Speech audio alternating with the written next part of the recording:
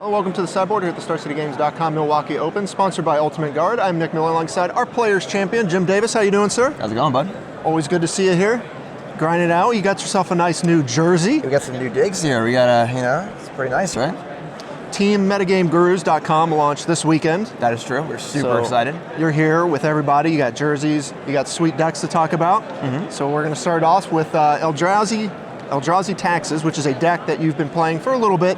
You took it out at the Invitational, and it's been kind of gaining some traction. So talk about your choice for this weekend. Yeah, I mean, the deck was pretty cool at the Invitational. I like how you're still playing the good Eldrazi cards. You can still cast Thought Not Seer on turn 2 occasionally, but 3 more often. Displacer's very good, Strangler's very good, and casting them for 2 mana is also very good. Also, the Temple is a colorless source for your Displacer. And then the whole package of the Thalia, Leonin Arbiter, Path to Exile, Ghost Quarter. Kind of gives you a legacy feel sometimes, because you do get to wasteland your opponent with Ghost Quarter and Arbiter out, and you get to kind of Swords to Plowshares your opponent with Path to Exile and Arbiter out. So kind of a mesh of those two shells. Scholar kind of is like the bridge, if you will, because it's kind of a hate bear, kind of fills that role, but also exiles for your Strangler, which is really, really good. And also the Strangler can make the card go away for good. Right. So you don't have to worry about them killing your Scholar, getting the card back. So just a pretty good value deck, good disruption, pretty fast clock, very good in fair matchups against creature decks. You get into board states, so you can blink your Strangler over and over and over again with your Displacer, stuff like that.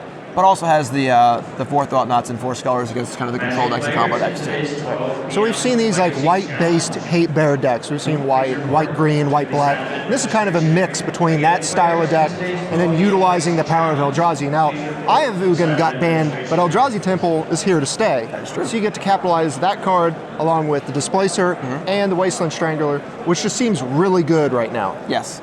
Getting to take down things like Riftbolt, Ancestral Vision. Yes. All kinds of fun things like that. At the Invitational, I was able to do both those. I was playing against Burn. It was looking pretty bad. And then drew a Strangler. I was like, that Riftbolt in Exile will look pretty good on that Eidolon right there. Turn that game around pretty quick. And then I had a Visions or 2 as well. So definitely some cool splash damage there. And it's a pretty easy way to turn it on as well because they're just doing it for you.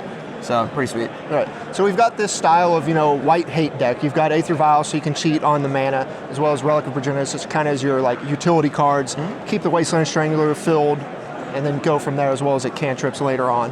But then you have your 2 drops. You're talking about Scholar, which is great with the Displacer and the Wasteland Strangler to kind of reuse alongside with Thought Not Seer. So you've got a bunch of hand disruption, but then you tax their mana with the Leonin Arbiter and Thalia, which is just a powerful thing when people are fetching and trying to cheat on mana. Right. Talk about the late game of this deck and how you kind of go about winning games once you have control. I mean, typically you can take kind of control of the mid game with your disruption, and hopefully you just have a Thought Not Seer and a big creature or 2 and kind of just get them before they can really set up. In the late game as well, Displacer is just super, super good. I mean, Displacer and Flicker Wisp, you can do all sorts of crazy stuff with this deck. You can Flicker Wisp something and then Wasteland Strangler so it's gone forever. You can Displacer and just set that combo up where you're just doing that every turn. So you're just machine gunning down creatures. Displacer can Flicker Thought Knot, of course, and kind of pull through their draws every turn. So late game is basically based around Displacer. Thought Knot is also very good. And then Flicker Wisp is also just very, very good. With Vial, it's insane. Without Vial, it's still very valuable in the deck. Right. Yeah, you have kind of the added value, because that's something I didn't even think of. Flicker Wisp exiles it till the end of turn, so if you have Wasteland Strangler, you get to hit it and it doesn't come back. Right, and then once you have the board, like I said, Displacer, Flicker Wisp, and Strangler, it's just 6 mana, maybe less with your temples, just kill a creature, kill 2 creatures, I'm sorry. Right. Exile a permanent, you can even hit a land if you want, and then exile the land and kill a creature. And just get their whole board gone. Yeah, very reminiscent to the legacy version with Karakas and then Mangara of Korondor, where you just get to machine gun down their board, but with a little bit more mana and some more creatures involved. Right. You got, of course, Path to Exile and Thought Not Seer. Here's your top end and your removal spells. You say it's really good against the fair decks.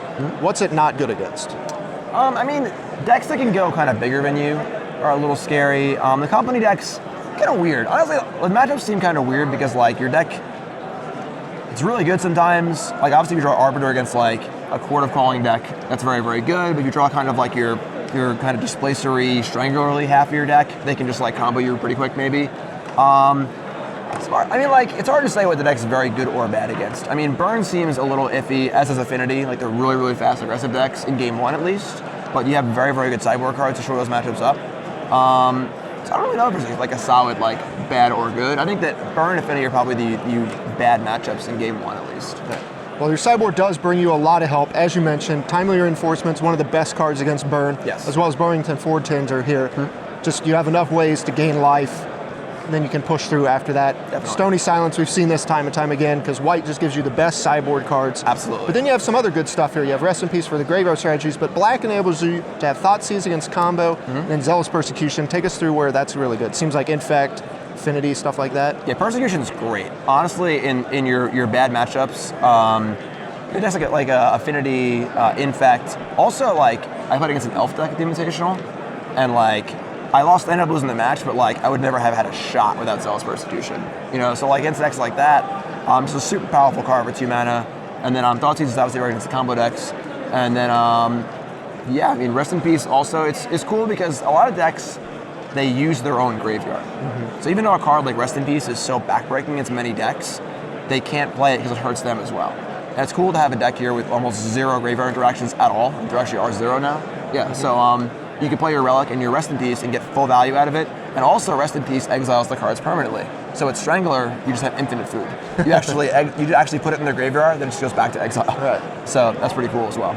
All the value you need there. Then, of course, the standard all-star here as well, Reality Smasher. Sometimes you just need a fast clock. Yeah, I mean, for the bigger matchups where like you're kind of like Jund or Abzan or Grixis Control, things like that, it's nice to have a big high-end threat. It's pretty hard to kill. It's a good 2-for-1. And of course, playing it off Temple is great as well. Okay, well, we've seen this deck. It's on the rise. We've seen this style of deck. But I really think this is kind of where you want to go with the white splash color Hate Bear style deck. The Temple looks insane. You get access to Shambling Vents as well for some more creature land action, but looks to be really well situated. Deck's solid. Pretty happy with it. It's cool. All right. Well, you're coming off your buys here.